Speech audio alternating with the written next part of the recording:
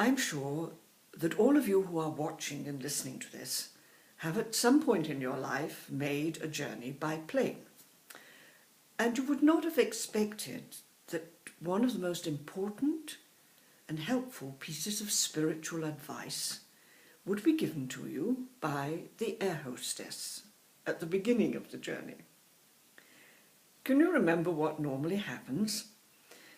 Just before takeoff, we are reminded that the airline is very concerned about our safety and that we must listen carefully to the instructions, the safety instructions that the air hostess will give us. And she'll remind us how to fasten the seat belt and to keep it fastened, and where the exits are at the front and the back and over the wings of the plane, and so on.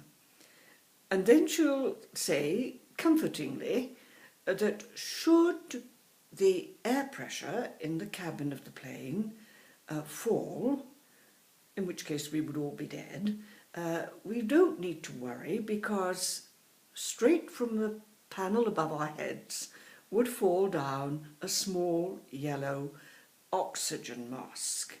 And all we have to do is to put it over our nose and mouth, tie it securely, and breathe normally.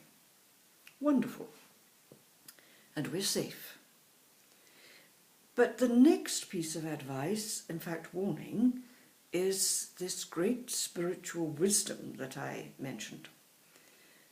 The hostess then goes on to say, make sure you have fixed your own mask securely before trying to help somebody else, whether it's the child next to you or an old person or a sick person who obviously needs help. Now at first we can say, well, this is normal if we have not got a secure oxygen supply ourselves. How can we possibly help the small child? But in actual fact, it seems to go quite against our natural reactions. Just think of any mother when the small child travelling with her is in danger, that she will not immediately go to the child's rescue. And the thought is for the child and not for herself, or father, any parent. So, although this is wonderful and sound and wise advice, it's sometimes difficult for us to react to it immediately. And it is very wise advice for our journey through life. I want to give you another piece of wisdom, and then we can put the two together. Sometimes we get great wisdom, or we see great wisdom active in quite young people. And 2 years ago, a young boy we know in Steiermark was leaving school, and he asked his parents if he could go to Africa and do a year of voluntary service in Africa. His parents run a hotel in a tourist area, and this was not what they were expecting their son to be interested in, but they said yes. And he went. It was a difficult year. He met many challenges. He discovered a great deal about himself. And when he came home, and his father said to him, well, what now? What are you going to do now? He said, I don't really know. All I know is that I want to make a difference to life in this world. I want to change things. And his father said, well, how? And he said, I don't know. I know that I want things to be different, and I know I must change the situation of our human family.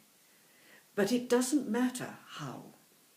It doesn't matter whether I go back and live with the people who are poorest and most underprivileged on the planet, or whether I try to get into politics and up with the lawmakers or in with the financiers who have the capacity to really change life on this planet for the good of many.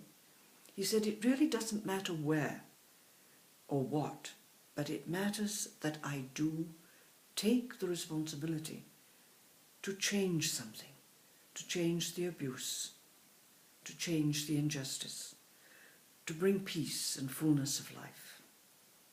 Great wisdom in a young person. Many of us are willing, in fact, even anxious to help, to bring greater justice into our world, to bring peace between peoples, to bring freedom and necessary modes of life like education and healthcare. But we may not have the wisdom of that young man who said, it's not really important where in life I'm doing this, at the top of the social tree or right down there with the lowest of the low. It just matters that I do it. We all want to help, but we sometimes forget that we, in actual fact, are only changing the external circumstances, and life itself and the change in life, change in people, is not in our control. If we go back to the oxygen mask, the lesson we have to learn there is that we really are not of much help to people. We are not going to be able to do much about abuse and injustice until we ourselves have found the depth of our own violence, our own greed, our own insecurities and fear, and been able also to have released within us the wisdom and the courage to really change something in the circumstances around us in this world. So next time you fly, listen to that piece of spiritual advice for life's journey. It's said every time, and it's very, very important.